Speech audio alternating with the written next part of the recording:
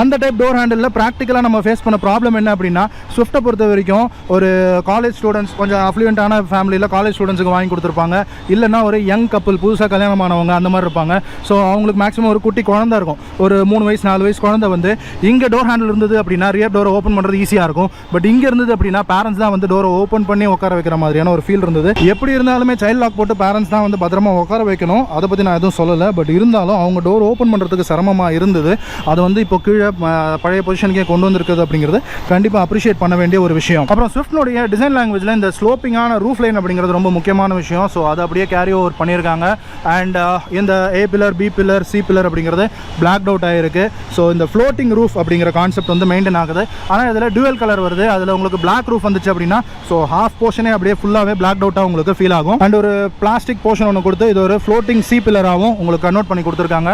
And மற்றபடி இதெல்லாமே கொஞ்சம் ஸ்டிக்கர்ஸ் தான்.